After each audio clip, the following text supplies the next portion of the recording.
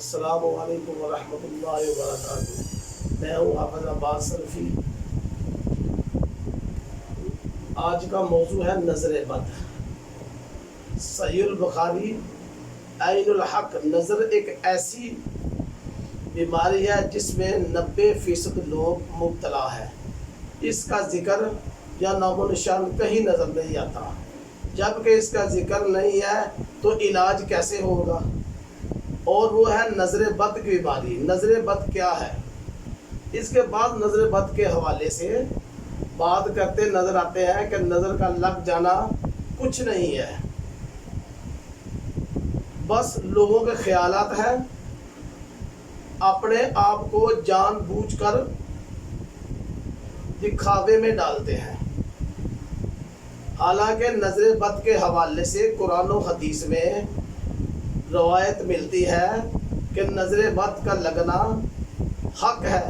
ابن عباس رضی اللہ تعالیٰ عنہ روایت کرتے ہیں عین الحق، نظر کا لگ جانا حق ہے۔ اسی طرح حضرت ام سلمہ رضی اللہ تعالیٰ عنہ کے پاس ایک بچی کھڑی تھی۔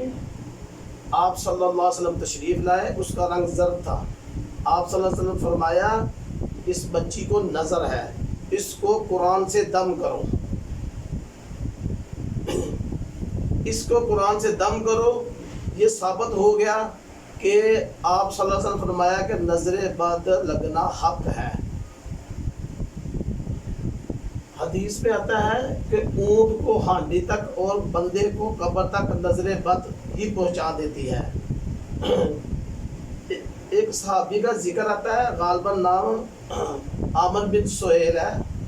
وہ غسل فرما رہے تھے کہ اچانک ایک غسل فرما رہے تھے، اچانک ایک صحابی پاس آیا، ان کا جسم بہت زیادہ سفید تھا۔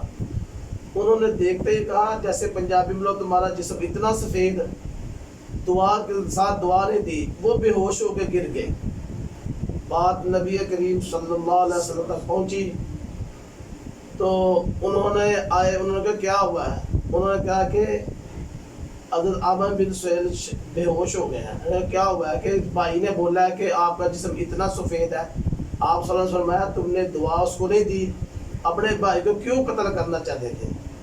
پھر ان کو وضو کا پانی لیا اور غسل کا پانی لیا، پھر ان کو غسل کرایا، پھر ان کو ہوش آئی۔ اس لیے نظر کا لگ جانا حق ہے، اور ان کی کچھ علامات میں آپ کو بتا دیتا ہوں۔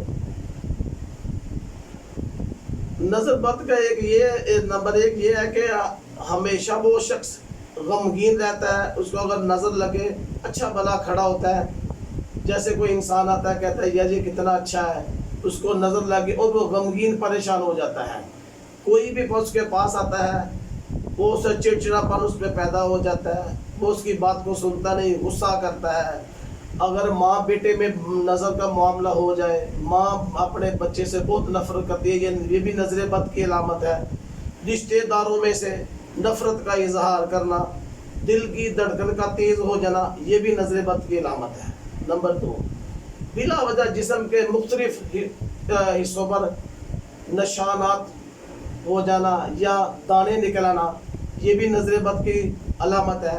چہرے کا رنگ زرد پڑ جانا، یا یکدم صحت کا گر جانا، یا کسی بات کی تھوڑی سی دیر پر گھبراہٹ محسوس کرنا، پیلا رنگ ہو جانا، زرد رنگ ہو جانا، یہ بھی نظر بد کی علامت ہے۔ قوت یا حافظہ کا کمزور ہو جانا، اگر کوئی بچہ پڑھ رہا ہے، جیسے قرآن حفظ کر رہا ہے، پڑھ رہا ہے، وہ آدمی کو رشتہ دار پاس آ کے بیٹھ گیا، وہ کہا یہ تو کتنا اچھا پڑھتا ہے، میرا بچہ تو پڑھتا نہیں، تو آہستہ آہستہ وہ بچہ اپنی پڑھائی سے دور ہوتا جاتا ہے۔ گھر کے لوگ کہتے رہتے ہیں، وہ کہتا ہے میرے سر میں درد ہو رہی ہے، میری آنکھیں درد کرتے ہیں، مجھ سے پڑھا نہیں جاتا۔ جو وہ بندہ الفاظ بول گیا، اس کی نظر لگ گئی ہے۔ اگر وہ کہتا ماشاءاللہ جزاک اللہ کتنا اچھا پڑھتا ہے، تو الحمدللہ اس کی نظر سے اس نے دور رہنا تھا۔ نمبر 4، کثرت سے جمائیاں آنا۔ اگر انسان قرآن پاک کی تلاوت کرتا ہے، جمائیاں آتی ہیں، نماز پڑھنے کھڑا ہوتا ہے، جمائیاں آنی شروع ہوتی ہیں، ذکر و اذکار کرتا ہے، اس کو جمائیاں شروع ہو جاتی ہیں، یہ بھی نظر بد کی علامت ہے۔ نمبر 5، سر کے پچھلے حصے میں गुद्दी में दर्द का रहना, खिंचाव का रहना, ये भी नज़र बद की अलामत है। अगर कोई इंसान वहाँ से दबाता है तो उसको सुकून मिलता है, तो फिर शुरू हो जाता है। असल के ये जो अलामत है ये नज़र बद की ही अलामत है। नंबर 6, कंधों का भारी रहना। जब भी कंधों में दर्द हो, अचानक सही सलामत बैठा होता, बातें करता, कोई इंसान बाहर से आता है तो वैसे कहता है यार तुम तो कितने अच्छे बैठे हुए हो, खुश अखलाक, हमें तो ये है वो है, तो ये नहीं कहता कि माशाल्लाह तुम कितने अच्छे तरीके से बैठे हो, तो उसको उसी वक्त नज़र लग जाती है। हदीस में आता है जब इंसान दुआ नहीं देता, जैसे एक होता है किसी का चेहरा बहुत खूबसूरत है तो हमारे में आता है कि तुम कितने खूबसूरत लग रहे हो, तो ये नहीं कहता माशाल्लाह तुम कितने खूबसूरत हो। जब दुआ नहीं देता उसको नज़र लग गई है। किल्लत सब्र का मैं काम मतलब जल्दी करना, जब भी कोई काम हो नज़र, जब किसी को नज़र हो जल्दी कर, मुझे ये काम करना है, मैंने किसी की नहीं सुननी, मुझसे ये बात है, मतलब वगैरह वगैरह, जो भी जल्दी काम करना, उसने किसी की बात सुननी नहीं। नज़र की वजह से कारोबार को नज़र लग जाना, मसलन के चलता चलता कारोबार रुक जाना, मसलन जब कोई गाहक आए तो वहाँ से होके पीछे चले जाना, ये भी नज़र बद की अलामत है।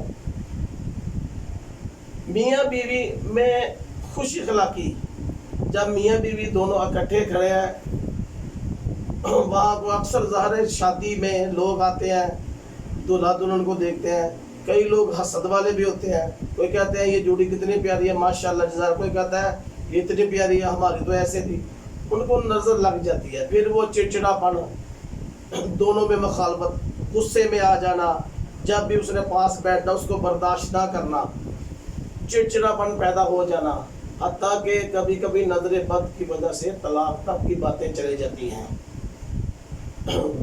नंबर 10, इंसान के दिल में खौफ पड़ना, मसलन दिल का डूबना, ये भी नज़र बद की अलामत है। कभी कभी इतनी घबराहट हो जाना, उसको उसके दिल में मौत का खौफ हो जाना, शायद मैंने बचना नहीं, या कभी ये ख्याल है ना मेरे बच्चा बार का शायद वो ना मर जाए, या मेरा खावंद गया, या किसी रिश्तेदार का मुझे किसी के काल ना आ जाए। नज़र बद की वजह खौफ और वहम पड़ जाना, सारी ज़िंदगी वो इंसान इसी में गुजार देता है, ये भी नज़र बद की अलामत है। या उसके नंबर 7, अचानक नब्ज़ का तेज़ हो जाना, ये भी नज़र बद की अलामत है।